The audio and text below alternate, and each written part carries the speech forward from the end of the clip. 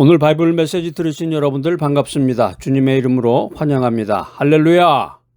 오늘 큰 은혜 받으시고 주님 안에서 새로운 삶을 살아가시기를 축복합니다. 오늘날 한국교회는 외형적인 성장이라는 빛 뒤편에 다양한 내부적인 문제라는 그림자를 드리우고 있습니다. 그 중에서도 목회자를 향한 맹목적인 추종과 교회의 본질에 대한 오해는 신앙의 왜곡을 초래할 수 있는 아주 심각한 문제입니다. 우리는 이런 한국 교회의 현실을 날카롭게 직시하면서 성경적인 관점에서 목회자의 역할과 교회의 참된 의미를 되새길 필요가 있습니다. 고린도후서 4장 5절은 이렇게 말씀합니다. 우리는 우리를 전파하는 것이 아니라 오직 그리스도 예수의 주 되신 것과 또 예수를 위하여 우리가 너희의 종된 것을 전파함이라. 여기 성경에 보니까 목회자의 미션이 자기 자신을 높이는 게 아니라 오직 그리스도를 주님으로 선포하는 것, 그리고 성도들의 종이 되는 것을 분명히 하고 있습니다. 아유, 박사님 뭔가 이게 성경이 잘못된 것 같으네요. 담임 목사님이 어떻게 성도들의 종이 되나요? 성경이 뭐가 오류가 있는 것 같으네요. 여러분들 이제 성경을 한번 꼭 찾아서 지난번에 한번 말씀드렸죠. 못 쓰는 크레딧 카드로 해가지고 이렇게 밑줄 그으시라고. 한번 꼭 찾아서, 쉬운 성경 한번 읽어볼까요? 쉬운 성경은 우리는 우리 자신을 전파하는 것이 아닙니다. 우리는 그리스도 예수가 주님이시라는 것과 우리가 예수를 위해 여러분의 종이라는 것을 전파합니다. 여기도 분명히, 목회자가, 하나님의 대리자가 아니라 성도의 종이다, servant, 종이다. 이 말씀을 성경은 분명히 하고 있습니다. 그러니까 이게 뭔가 잘못된 거야, 이게. 하나님의 말씀은 목회자의 본질적인 사명이 무엇인지를 명확히 제시하고 있습니다. 담임 목사님은 자신을 드러내거나 높이는 존재가 아니라 오직 예수 그리스도만을 높이고 성도들을 섬기는 종이다. 이 사실이에요. 16세기의 종교개혁자였던 이 마틴 루터는 오직 성경, 솔라 스크립투라, 오직 성경을 외치면서 모든 신앙과 교리의 최종적인 오소리티가 교회의 전통이나 교황이 아니라 성경에 있다. 이 사실을 강조했습니다. 이 말씀 뭐예요? 담임 목사를 포함한 모든 목회자가 그 어떤 인간도 절대적인 오소리티를 가질 수가 없고 오직 하나님의 말씀만이 우리의 유일한 기준이 된다. 이것을 의미하고 있습니다. 우리가 이렇게 생각해 보니까 이 목회자 우상화는 성경적인 가르침과 아주 심각하게 대치되는 현상입니다. 여러분들 섬기시는 교회는 어때요? 여러분이 섬기시는 교회의 교인들이라든가 그 목사님, 담임 목사님은 어떤 분이신가요? 그러니까 목사님을 향한 맹목적인 추종 현상이 있다. 목회자 우상화 현상이 있다. 우리가 이 사실을 이제 알게 되는데, 이제 신자들이 이 담임 목사님을 하나님처럼 대하는 그런 교회들도 있어요. 이게 이제 심각한 신앙의 왜곡으로 초래가 될 수 있습니다. 아이고, 박사님, 제가 다니는 교회 정통교단이에요. 정통교단, 예수교 장로예요. 정통교단. 그러니까 이제 개신교가 프레스비테리안 처치라고 그러죠. 프레스비테리안 처치, 예수교 장로회라는 건데, 개신교가 이제 뭐 장로교도 있고 뭐 감리교, 순복음교회, 뭐 침례교, 뭐 교파가 여러 개인데, 예수교 장로회라는 것만 해도 교단이 300개야, 300개. 네? 교단. 여러분이 아는 교단이 뭐가 있어요? 예수교 장로회 통합, 예수교 장로회 뭐 합동, 예수교 장로회 고신, 예수교 장로회 대신, 개혁, 합신, 백석 뭐 이런 교단들이 있는데, 이런 교단, 지금 이제 한 7개 말씀드린 이 교단들은 아주 큰 교단이고, 이제 중소교단들까지 합치면은 300개가 넘어. 그리고 앞으로도 계속해서 이 교단들이 생길 수가 있습니다. 왜 이렇게 교단이 많은가요? 하나로 통일해버리면 되잖아요. 천주교처럼. 물론 맞는 말씀인데 장단점은 있고, 또 시대의 흐름에 따라 여러 가지 모습이 있습니다. 여러 가지 그런 이제 요인들이 있는데 신학적인 노선이 다를 수가 있고 신학 노선이 달라. 그게 뭐냐면 이제 성경을 해석하는 방법이 다릅니다. 성경 해석이라든가 성령 운동을 수용하느냐 마느냐. 그러니까 옛날에 예수교 장로회라는 건 예전에 60년대 70년대만 해도 교회에서 박수 치거나 그러면 이단이에요. 교회에서 박수 치거나 뭐 교회 앞에 강대상 앞에 뭐 기타를 치고 뭐 드럼을 친다. 그거 완전히 이단이라고 이단. 근데 여러분 요즘에 어때요? 요즘엔 교회마다 다 있잖아. 옛날엔 이단이라고 그랬어요. 그거는 예수교 장로회에서는 박수 치면 안 돼. 아무런 소리도 내면 안 되고 거룩하게 예배를 드려야지. 시대의 흐름에 따라서 변하잖아요. 이게. 그다음에 이제 교권 갈등이라는 게 있어요. 이건 뭐냐면 이제 교회 재산이 있거든. 교회 재산이 있고 또 교단마다 그 리더들이 있는데 리더들 간의 그 충돌도 있고 대부분은 뭐가 뭔지 모르죠. 대부분은 교단이 뭔지 뭐 자기가 속한 그 교단 이름이 뭔지도 모르는 사람들이 대부분이고 이제 교회 장로쯤 됐다 그래봤자 이제 그 회의할 때 잠깐 참석을 해가지고 교단 회의할 때 참석해 보면은 어이구 이게 교단이라는 게 뭔지 교회가 내가 다니는 교회뿐만 아니라 이렇게 많구나. 약간 눈을 뜰 정도지 잘 모르는 거예요. 이게 어떻게 돌아가는 건지. 여러분 한번 주변에 있는 사람들한테만 물어보세요. 우리가 예수교 장로에 속한 교단인데 교단 이름이 무엇인지. 근데 예수교 장로의 교단이 몇 개나 돼요. 그거 아는 사람이 몇 명이나 되게 아무도 몰라. 신앙 노선이 다르고 그다음에 이제 교권의 갈등이 있고 그다음에 이제 교단 정치라고 그래서 교회에도 정치가 있습니다. 그런 노선들이 다르기 때문에 교단이 이렇게 많은 거야. 예수교 장로회만 해도 교단이 300개가 넘는다. 앞으로도 계속 없어지기도 하고 생기기도 하고. 여러분들이 교회를 다닌다고 그래도 교회를 뭐 모태신앙이라고 그래서 교회 다닌 지가 뭐 50년, 60년, 70년이 됐습니다. 잘 모르는 거예요. 이게 교회라는 걸 잘 몰라. 교회가 뭔지 잘 몰라. 여러분 백지 하나 준비하셔가지고 거기다가 교회가 뭔지에 대해서 한번 써보세요. 여러분들이 알고 있는 거 교회가 뭔지. 몇 자 뭐 2줄 이상 쓰겠어요? 교회가 뭔지? 성경 보면 이제 구약시대 때 제사장들이 하나님을 대신해서 백성들의 죄를 속죄하고 제물을 먹었던 것과 달리 신약시대의 목회자는 하나님의 대리인이 아니다 하는 거예요. 신약시대의 목회자. 우리 주변에 내가 다니는 교회 담임 목사님은 단지 예수님의 복음을 전하는 자죠. 복음을 전하는 자, 복음 전파자, 복음을 전하는 사람, 말씀을 전하라고 그 직분을 맡은 거야. 그리고 이제 성경에 나와 있는 것처럼 성도들을 섬기는 자들이란 말이에요. 종이란 말이에요. 종. 예전에 어떤 권사님하고 대화를 나누다가 그분이 했던 말이 아주 인상적이었습니다. 이제 자기네 교회에서 이제 담임 목사님을 모시고 일부 교인들이 같이 이제 그 한식점에 가가지고 이제 목사님한테 이제 불고기 대접을 하려고 이제 들어갔는데 되게 보면 한정식집이 이렇게 신발을 벗고 들어가잖아요. 신발을 벗고서 이제 거기 이제 들어가서 쭉 이렇게 준비된 자리에 앉아가지고 목사님 이제 맛있는 거 드시게 해드리려고 이제 들어갔는데 목사님 어디 가셨나 보니까 담임 목사님이 무언가를 하고 계시더래. 이렇게 보니까 목사님이 그 신발을 교인들이 그 신발 벗고 올라간 그 신발을 이렇게 정돈하고 계시더라는 거야. 그때 올라가면서 신발을 벗어났으니까 신발을 이제 바깥쪽으로 이렇게 해가지고 가지런히 이렇게 해놓고서 목사님이 올라오는 모습을 보고 깜짝 놀랐다는 거야. 그래서 이렇게 비교를 해보면 다 그런 건 아닌데 한국에서 교육을 받아가지고 신학교육을 받아서 한국에서만 목회 활동을 하신 분하고 미국으로 유학을 와가지고 미국 유학 생활을 통해서 또 미국 교회의 그런 전통과 관습을 보면서 여러 가지 그런 목회 활동을 하신 분들하고 이게 머릿속에 생각이 많이 달라요. 돈에 대한 거며 사람을 대하는 태도라든가.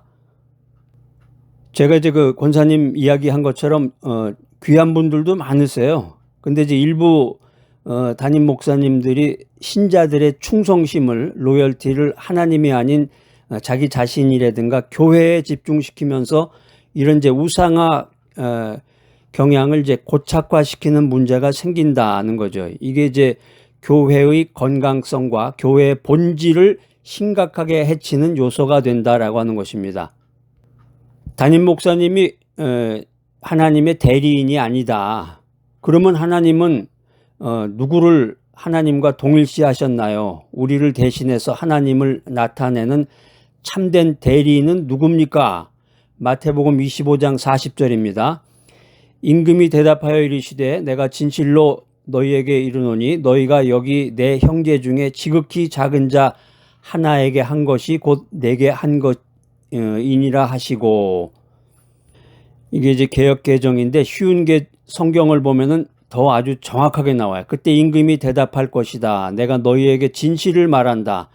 너희가 여기 내 형제들 가운데 가장 보잘것없는 사람에게 행한 것이 곧 내게 행한 것이다. 한국말로 세속적으로 말하면 거지. 거지라고 그러죠. 옛날에도 보면은 교회에 이렇게 거지들이 그 홈리스라고 그러죠. 요즘에 이제 홈리스라는 표현을 쓰는데 홈리스들이 가끔가다 이렇게 방문을 하더라고. 저도 청년 때 교회 봉사를 하면서 회의를 하거나 미팅을 하는데 갑자기 거기에 거지가 들어오는 거야. 홈리스가 들어와서 이렇게 돈을 달라고 그러듯이 뭐 이런 표정을 짓고 있을 때 그 장로님의 태도가 지금도 기억이 나는데, 오늘 성경 보니까 예수님이 지극히 작은 자 하나와 동일시된다고, 하나님이 지극히 작은 자 하나와 동일시된다 이렇게 말씀하셨습니다. 예수님이 이제 말씀을 하시면서 예수님께서 지극히 작은 자 하나와 동일시된다 이렇게 선언하셨을 때 이 지극히 작은 자라는 게 헬라어로 엘라키스토스예요. 엘라키스토스. 이게 뜻이 뭐냐면 가장 작은, 최소한의, 보잘것없는 이런 의미를 가집니다. 그러니까 개역개정은 이제 가장 작은 이제 이런 걸로 번역이 됐고, 쉬운 성경은 이제 보잘것없는이라는 말로 번역이 된 건데, 여러분 교회는 어떻습니까? 요즘은 그런지 모르겠는데 예배를 드리거나 아니면 이제 예배 끝나고 식사를 하거나 뭐 이렇게 미팅을 다 끝나고 나서 뭐 교회에 무슨 회의를 하거나 이랬을 때 갑자기 불청객이 들어왔을 때, 교회에 불청객이 들어왔다, 술 먹은 사람 들어와가지고 뭐 돈 한 푼 줍쇼 뭐 이러면서 뭐 이런다든가 뭐 이런 사람들이 나타났을 때 여러분 태도가 어떻습니까? 저거 빨리 내보내. 경찰 불러. 조심해. 저 술 취한 사람 뭐 다 물건 훔쳐갈지 몰라. 어떤 태도를 취하나요? 그러니까 예수님이 세상 물정을 잘 모르시고 이 말씀을 하신 것 같아 보면. 가장 보잘것없는 사람에게 행한 것이 곧 내게 행한 것이다. 아마 예수님이 세상 물정을 모르시고 아마 이런 말씀을 하신 것인지. 여기 이제 헬라어 엘라키스토스라는 거는 이제 사회적으로 소외되고 연약하고 아무런 영향력도 없는 사람입니다. 성경을 연구해 보면 그때 당시에 고대 근동 사회에서 이 작은 자라는 것은 이제 보호받지 못하고 무시당하는 사람들이었어요. 예수님은 바로 그 무시당하는 사람을 예수님 자신과 동일시한 거야. 그리고 그들에 대한 우리의 태도가 곧 하나님에 대한 우리의 태도임을 분명히 하셨습니다. 이 말씀 이렇게 읽어보면 정말 하나님이, 예수님이 하신 말씀은 다 혁명적인 말이야. 이 보통 사람이 들을 때는 말도 안 되는 소리고, 가만히 두 번, 세 번 읽어보면 야, 예수님의 말씀은 정말 진리로구나. 이게 보통 사람이 할 수 있는 말이 아니구나. 이 말 한마디만 이렇게 읽을 줄 알아도 정말 예수님은 하나님의 아들이 맞구나, 하나님이시로구나 하는 생각을 하게 됩니다. 우리가 성경을 읽으면서 마음에 새겨야 될 말씀은 뭐냐면은, 하나님께서는 하나님을 나보다 잘나거나 많이 가진 사람이거나 영향력 있는 담임 목사님에게서 찾으신 것이 아니라 상종하기 싫고 수준이 안 맞는 사람, 가장 비참한 사람, 이런 사람을 하나님과 동일시하셨다는 사실이에요. 정말 혁명적인 말입니다. 여러분들은 아마 이 성경에 나와 있는 거 아니야, 여러분? 성경 찾아보세요. 성경을 찾아서 밑줄을 그어놓으셔야 돼. 이 성경에 있는 말씀인데 이 성경 말씀을 여러분들 믿기 힘드실 거야. 이 엘라키스토스라는 말. 그러니까 우리가 믿는다는 게 도대체 뭔지, 뭘 믿는 거냐 도대체, 뭘 믿는 거야 도대체, 누구를 믿는 거야? 엉터리 신앙으로, 엉터리 믿음으로 그냥 대충 믿다가 그냥 죽을 때 되면 죽고서 하늘나라 가는 게 이게 끝이죠. 이게 대개 보면. 하나님의 말씀은 오늘날 현대인들에게 강력한 도전을 줍니다. 우리는 종종 눈에 보이는 업적이라든가 사회적 지위를 가진 사람에게 더 잘 보이려고 노력합니다. 맞죠? 맞습니다. 내가 다니는 교회에, 내가 섬기는 교회에 국회의원이 다닌다. 그럼 그 사람 만나면 이렇게 환하게 웃으면서 인사도 하고.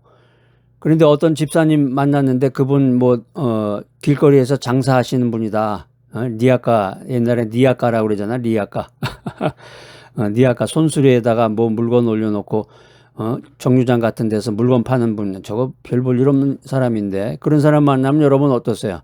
그 국회의원 만났을 때처럼 반갑게 웃으면서 이렇게 인사를 하십니까? 교회에 갑자기 거지가 나타났다.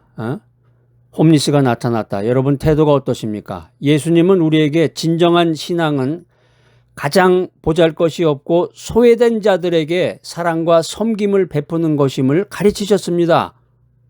교회에 그 거지가 들어왔다. 거지가 들어왔다.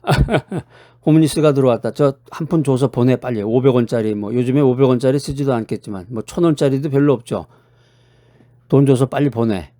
우리 믿음 생활에 있어서 이 엘라키스토스를 섬긴다는 것은 단순한 그 자선행위를 넘어서서 예수 그리스도의 참된 제자가 되는 길임을 믿으시기 바랍니다. 이게 오늘 눈이 띄어지니까, 영안이 띄어지니까 성경 말씀이 이게 정말 대단한 거로구나. 우리가 인생살이 하면서 주변에 어려운 이웃들에게 손을 내밀고 그들의 필요를 채워줄 때 우리는 비로소 하나님의 참된 대리인으로서의 삶을 살아갈 수가 있는 것입니다. 교회를 사랑합니다. 이런 얘기를 하는데 우리가 교회를 사랑한다는 게 외형적인 건물이라든가 목회자에게, 담임 목사님에게 충성하는 것을 넘어서 성도들 간의 진정한 사랑과 연합과 소외된 이웃에 대한 섬김으로 나타나야 된다. 이런 아주 놀라운 혁명적인 레슨을 성경이 우리들에게 전해주고 있습니다. 말씀을 듣고 실천할 수 있는 삶의 원칙입니다.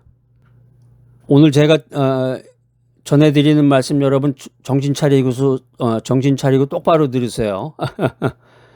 지금까지는 이제 우리가 교회라는 것을 이제 예배당 건물로 인식을 했는데, 교회를 사랑한다는 게 이제 교회 건물을 청소하고 교회를 이제 예쁘게 아름답게 꾸미는 행위로만 생각할 때가 있습니다.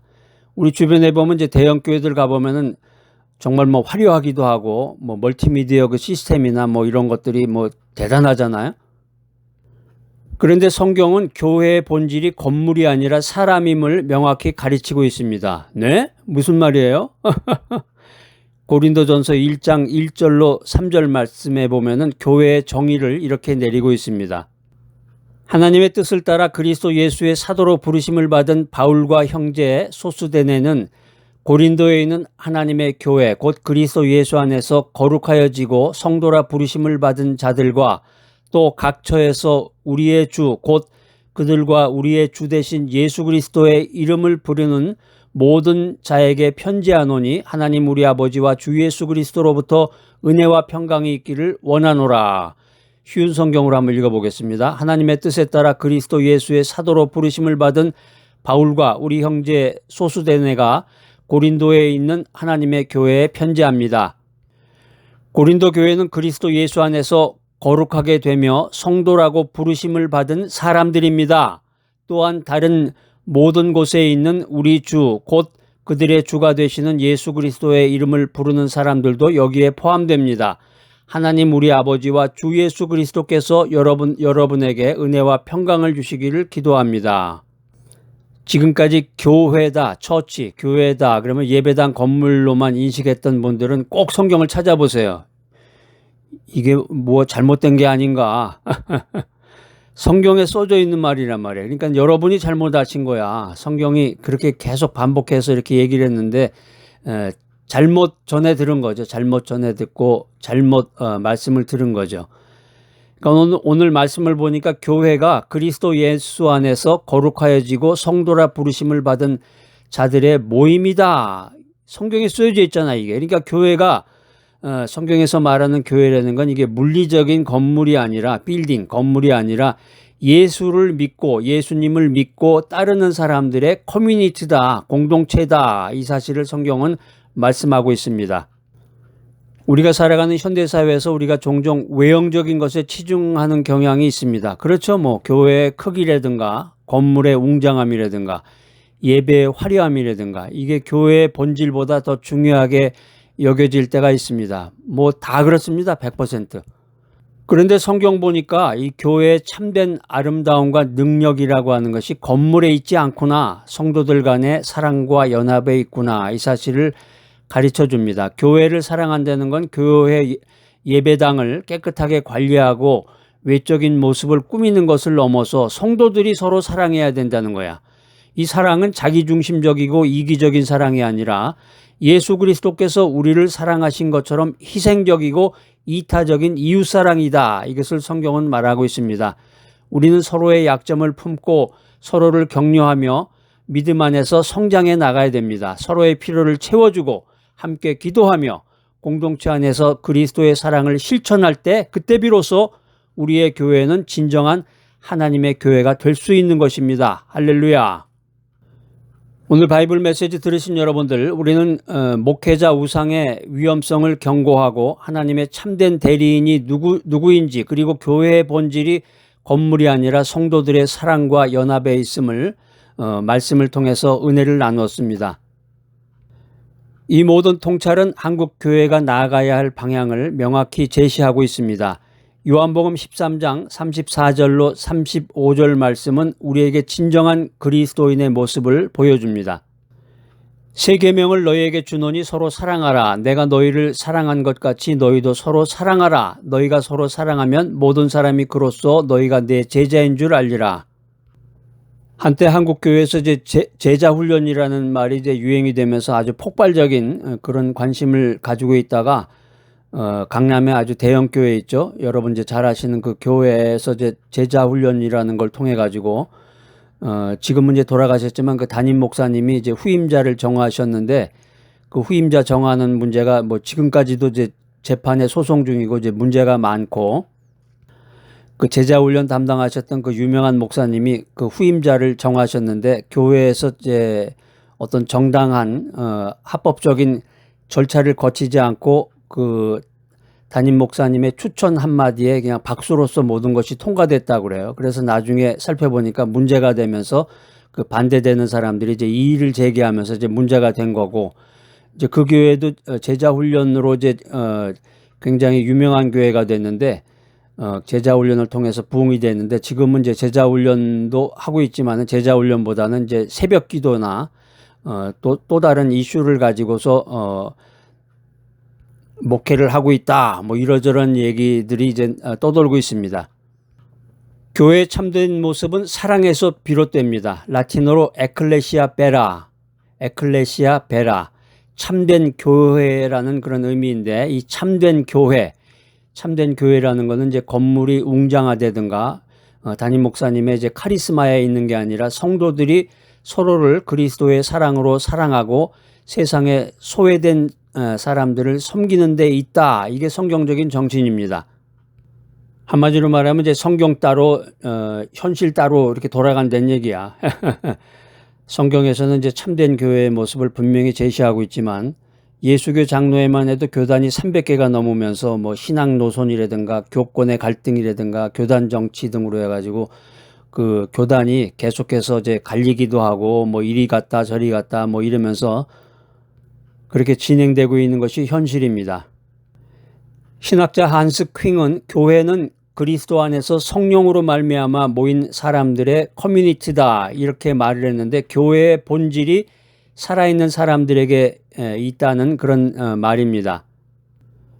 교회의 참된 생명력은 성도들 간의 사랑과 섬김에 있다. 그리고 약한 자들을 향한 긍휼에서 나온다. 이 사실을 기억하시기 바랍니다. 오늘 바이블 메시지 들으신 여러분들의 삶과 속해 있는 공동체가 외형적인 것보다 내면의 성숙과 사랑의 실천에 집중하며 진정한 에클레시아 베라가 되기를 간절히 소망합니다. 사랑과 은혜가 충만하신 하나님 아버지, 오늘 목회자의 우상화의 위험성과 교회의 참된 본질에 대해서 귀한 말씀을 깨닫게 하시니 감사합니다. 저희가 주님 안에서 성장하며 진정한 믿음의 공동체를 이루어 나가야 함을 다시 한번 고백합니다.